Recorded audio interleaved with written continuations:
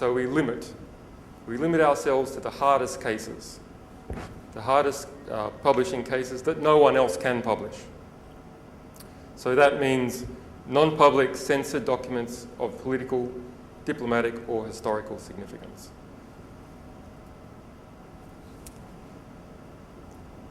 Okay, so a sort of feeling for what we're doing.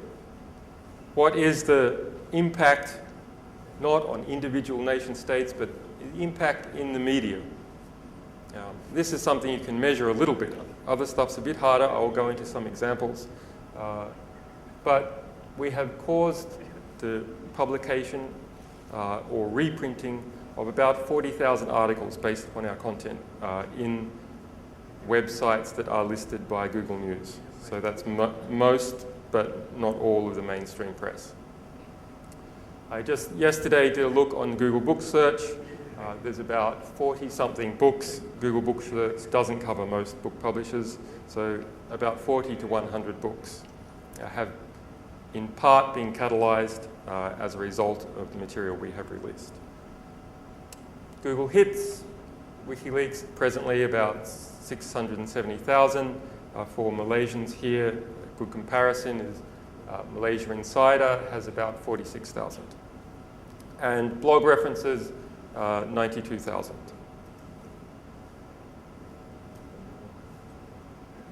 Guys, I've been censored. Come on.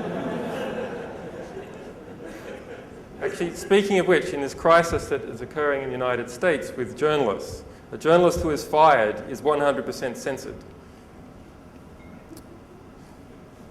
Thanks. Okay. So this map is by Freedom House. This is the Global Press Freedoms Index for 2007. The green is what Freedom House is an independently funded... Okay. Freedom House is an independently funded arm of the United States government. So it does have a little bit of a bias, but it also has some good people. So within the US prism of how it looks on the world, this is an accurate map. So green are the so-called free press countries.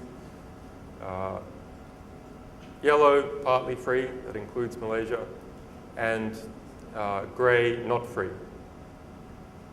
So you see, in fact, even according to Freedom House, most of the world is not free from censorship. Now, of course, you'll hear from the stories I will tell you that this green is a complete illusion, an entire illusion. What has happened is that there has been a privatization of censorship in the green countries.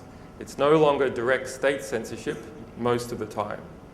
It's censorship on behalf of private organizations through the courts, and the courts are run by the state. So it's an indirect form of state censorship when you privatize the major institutions of your country.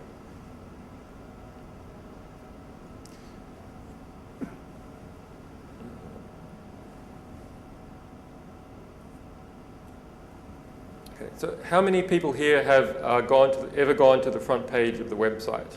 Can I see some hands? How many people haven't? Okay, so this section is not completely useless. So this is what you will see if you go to the front page of the website. This is WikiLeaks. We help you get the truth out. If you then scroll down, you will see on the right-hand side recent material that we have released, or that has been censored and we have uncensored. On the left-hand side is news reports that have been caused by the material on the right-hand side. So information catalyzed in the mainstream press, sometimes the alternative press, and sometimes articles that we have written ourselves, if no one else is picking it up.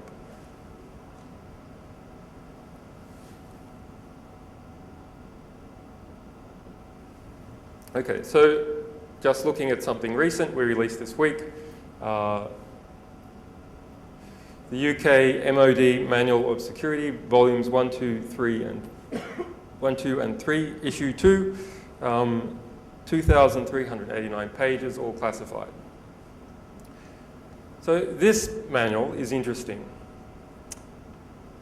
You guys are probably interested in if you're interested in security, but it's interesting for another reason, because it shows that the corruption, the moral corruption inside the UK military is documented.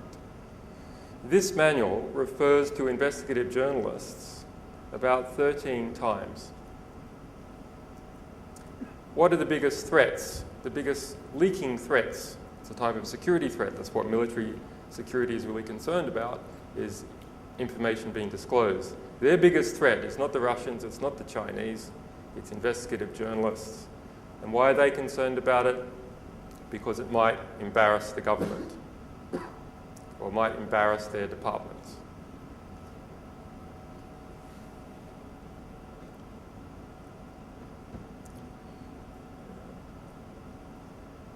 Okay, so now looking on the other column, you can see material you can see mainstream press that has picked this up. This was front page of the Telegraph earlier this week, a newspaper in the UK. MOD, how to stop leaks document is leaked. But I encourage you to read all 2,389 pages and don't just rely on the Telegraph story, because you'll get a very different perspective. So you can follow the link to the Telegraph. There it is. And how do people tend to use the site? Journalists tend to use the site on a day-to-day basis. Well, in fact, nearly all the stories we catalyze, we do not have time to cut and paste and stick in here. It's just impossible. So to some degree, we're a victim of our own success. Although I should say the project is very embryonic. We're 2 years in, but I think we're only 10% in to what we're trying to achieve. So yes, it has been quite successful, but we are very embryonic. It is still a proof of concept. It's showing a lot of good effect, but there's still a lot of work to do. So if you'll notice,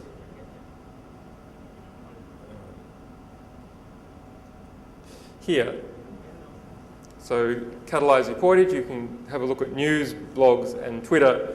So this is where, in fact, you will find most of the media pickup.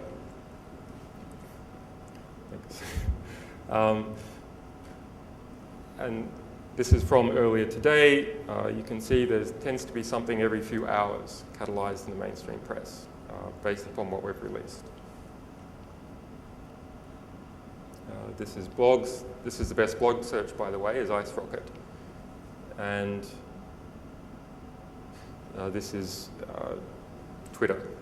Often you'll see stuff here before you'll see it in the mainstream press, if people are just starting to work on it.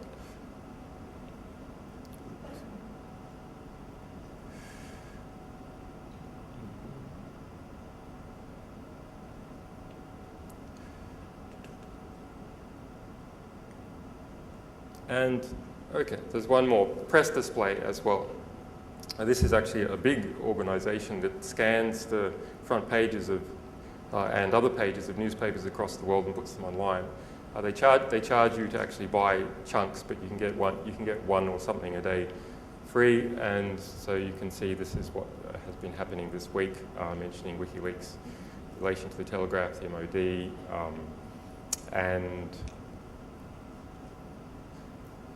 sometimes we will write our own material. So this MOD document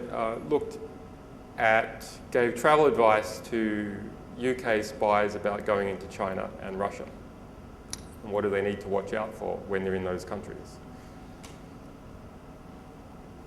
Okay, so this is